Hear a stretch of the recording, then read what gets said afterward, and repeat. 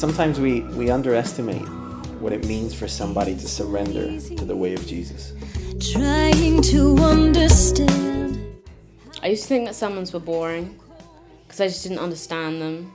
I was born to a family which is not Christian, so basically Buddhist family. When he raised his 15 kids, and now he was raising like all of us grandkids. For a long time, I think I came, but I wasn't really here. I used to think that God was like the big guy out there who was very scary, and if he felt like it, he could make everything just blow up.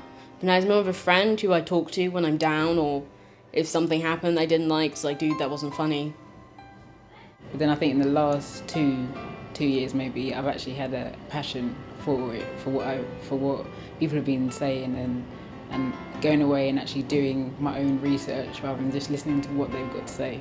But he truly loved us. We'd go to church. That was a great thing. Friday night preparing for church.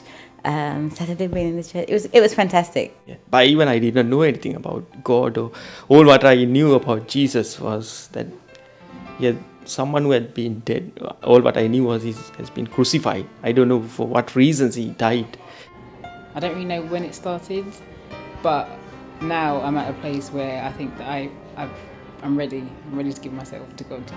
Gradually, I think I heard the voice. But again, through my wife, she got me to do this Adventist Discovery Center. They got a correspondent course. And I remember just thinking like, oh my gosh, how lucky, and God, thank you God for my grandparents and whatever. And then it kind of hit me that I really wasn't giving my kids the same opportunity and that same chance that I had.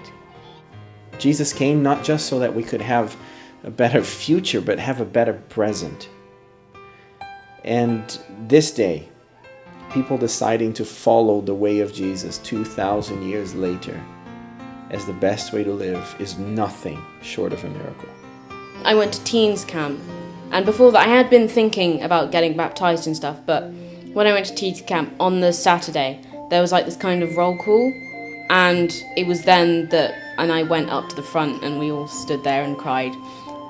And it was then that I decided that I was going to get baptised.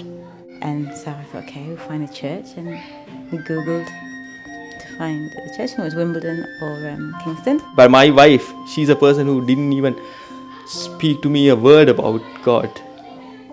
But even today she doesn't speak much about it, but it is the way she carry things in life that saw the difference. It represented Christ. I haven't had like a big bang moment where it just all fell into place. I think it was just like more of a slow journey to where I am now. Because I saw the difference in the person, because when I was so selfish and she remained so selfless, when I was so greedy, she remained generous. And when I was faithless and completely hopeless, and she remained fully faithful. And when I was act like a coward, and she act like a brave person, like God said to Joshua in Israel, be brave and courageous. I mean, these things, I began to think why these people are different. Like, I should be able to go somewhere and people to see that I'm a bit different.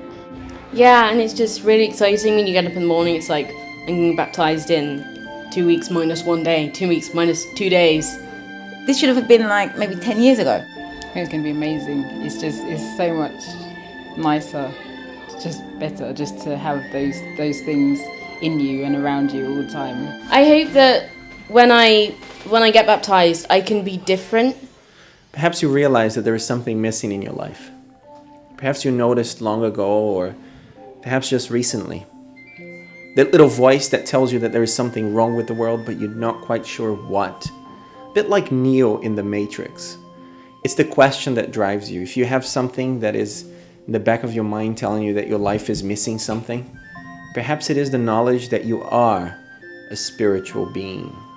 And this whole spiritual dimension to you should be explored. Well, why don't you join us? Why don't you join us in helping to feed the hungry and clothe the naked and give? Because giving is better than receiving. Why don't you join us in this journey of trying to follow the way of Jesus as the best way to live? And it's liberating to actually give control to him, because you don't have to worry. You don't have to worry about tomorrow. You don't have to worry about anything, because you just know. I think everybody would be much better off making that decision if they're in that place where they don't know if they should or if they shouldn't. Then I think more or less you're really ready, because otherwise you wouldn't be thinking about it at all.